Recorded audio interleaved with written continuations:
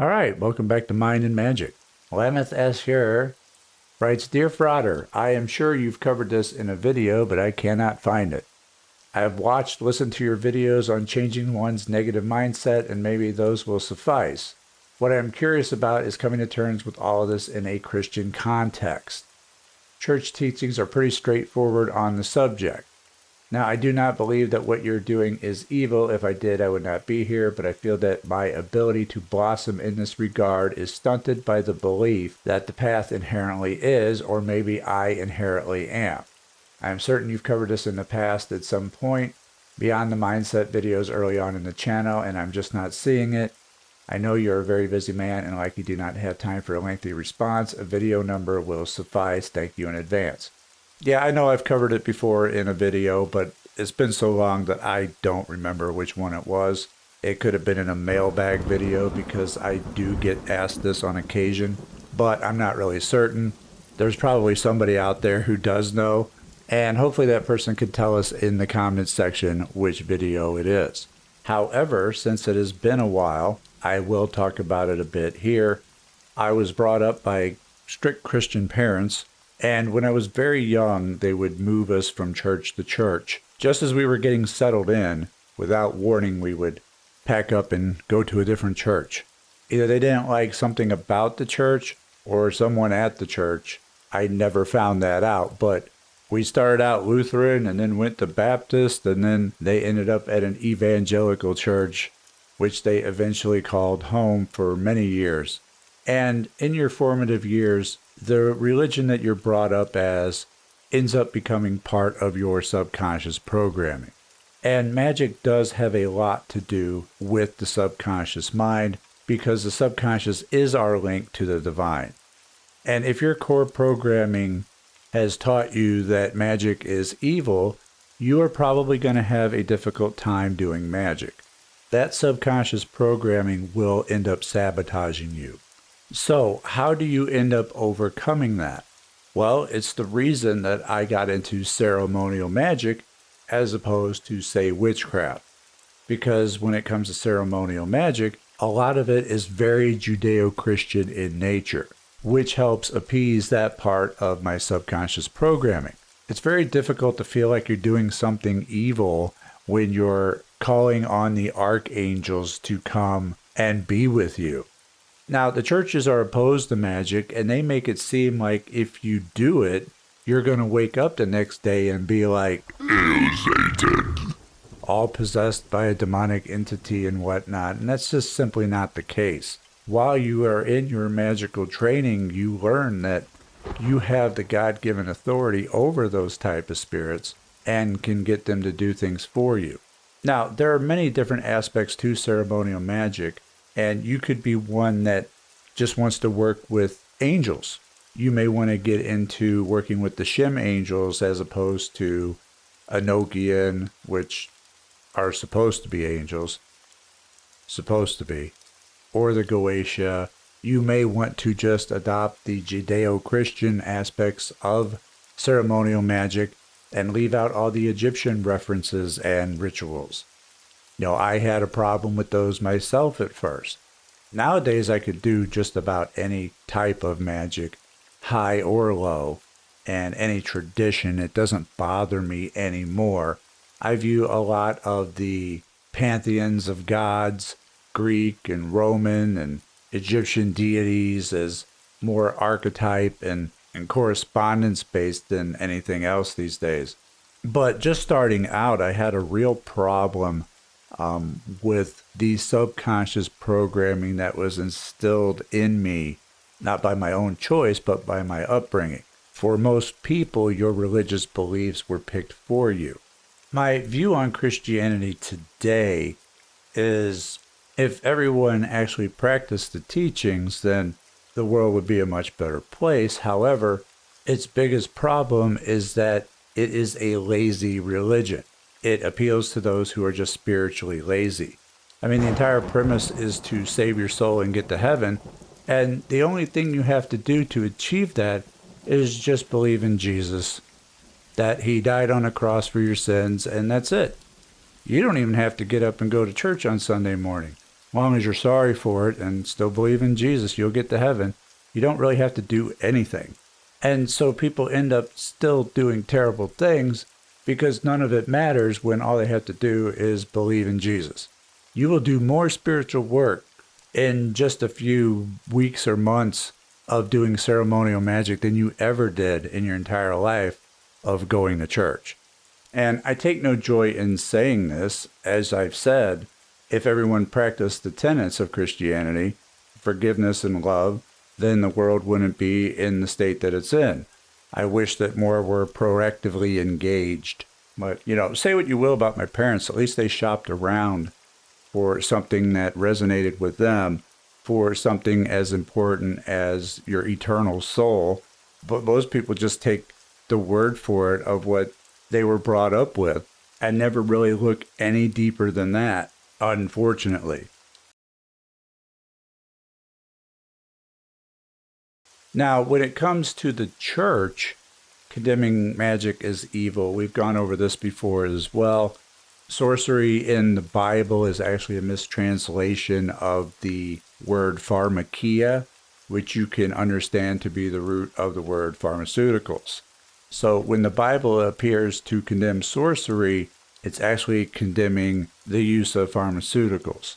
But they'll never correct you on that. They're perfectly fine with you believing that magic is evil because, one, they don't want you developing power, and two, they don't want you learning to communicate with the divine because in both cases you wouldn't need them anymore. The church gets to tell you what God says instead of you learning to receive those messages yourself. Magic and rituals are always depicted as being nefarious and evil in Hollywood movies and TV because they want you scared of it so that you don't develop personal power. Those paranormal shows such as Ghost Adventures always did that where, there was a ritual that was held here. It must have been evil and dark. Must have been some black magic.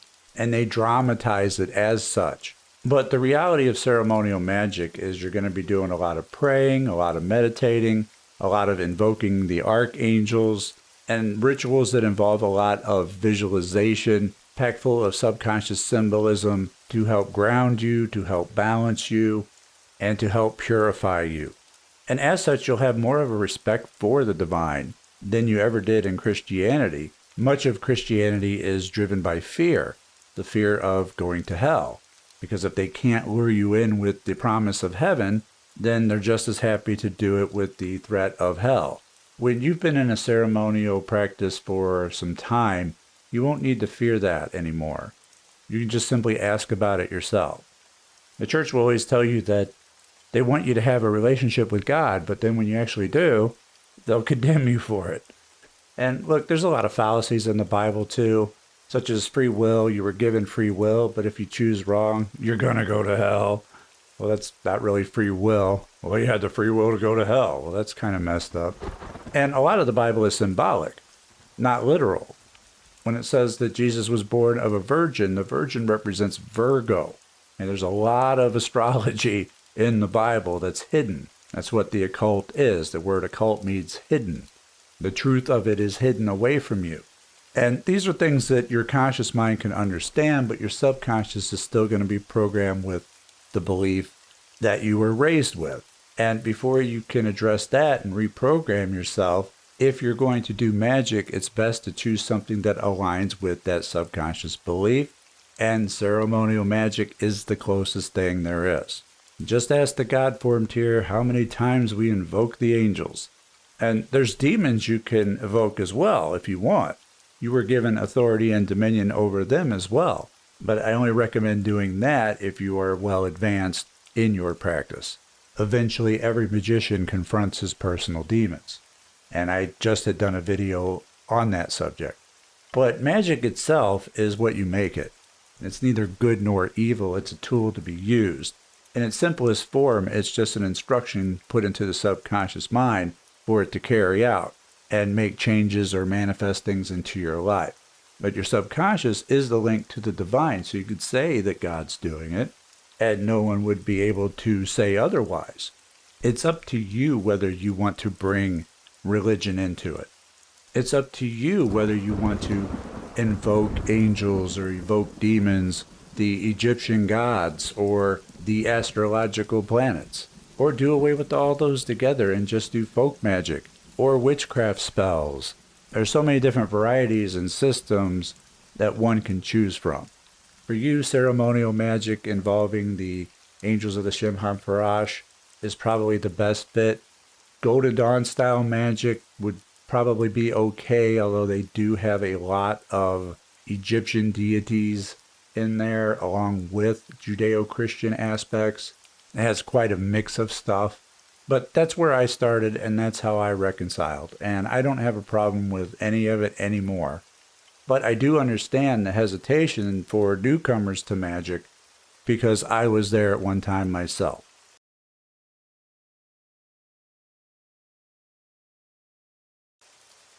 All right, so I received this message on Patreon from someone. I'm not going to say who it's from because I don't know if they want me to share this, but I think it's too good not to. So I'll just read it here. Hey, let me know when the spot opens up on the God form tier. I'm actually in the process of trying to increase the God form tier, but I'm having a bit of difficulty locating what I need to do that, but I am working on it. They say, I was a crystal meth addict when I found your videos. Now I'm an operations director at a pharmaceutical company, and I make $10,000 a month through my work and other hustles and resources. I don't know how to thank you for starting me on this journey, so I'll just say thank you for the knowledge. In a world where there was absolutely no light at the end of the tunnel, you were there with your mystery school videos. I am grateful every day that I happened upon your channel. At one point 13 years ago, I was eating discarded donuts out of a dumpster by a bakery to survive. Now I'm conquering my world, and the best part is I'm not sacrificing my ethics to do it. Thank you from the bottom of my heart. Whatever you make, produce, or release, I will purchase until the end of time. Then he says, now I got to figure out these taxes. Thanks, FrAIter. Yeah, the taxes. Ugh. But that's absolutely incredible. And this person is just on the start of their journey. This is just their beginning. Look how far they've come already. Imagine how far they'll go. See, the role of the teacher is to guide you, to help point you in the right direction. And they're able to do this because they've been there before. They have the experience, and experience is true knowledge. They can't do the work for you. You still have to do the work. And so I'm grateful to be a small part of this person's journey and helping guide them in the right direction to help them climb back out of that pit and dark place they were in. But they still had to do all the work. Now, this person wrote me over a year ago saying that they were going to go to a software engineering boot camp, and now they got a great job doing it. So they went through some things to get there.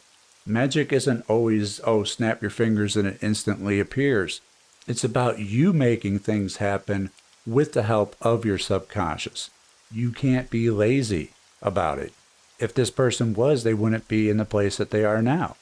They listened, they took the advice, and they did the work. And I'm proud of them, and they should be proud of themselves. What they have accomplished is no small feat. And I know that if they can accomplish that, there isn't anything that they cannot accomplish. So I want to thank that person. They know who they are in writing me with that because they know I love testimonials. This is what it's all about. Who would have thought that just by posting some videos online that you could completely change the course of somebody's life for the better? I love it. And if you have a testimonial that you would like to share, I would be more than happy to hear it. Check out my website, mindandmagick.com. Join us on Patreon, subscribe to our YouTube memberships for exclusive video discussions, and I will see you next time. Take care.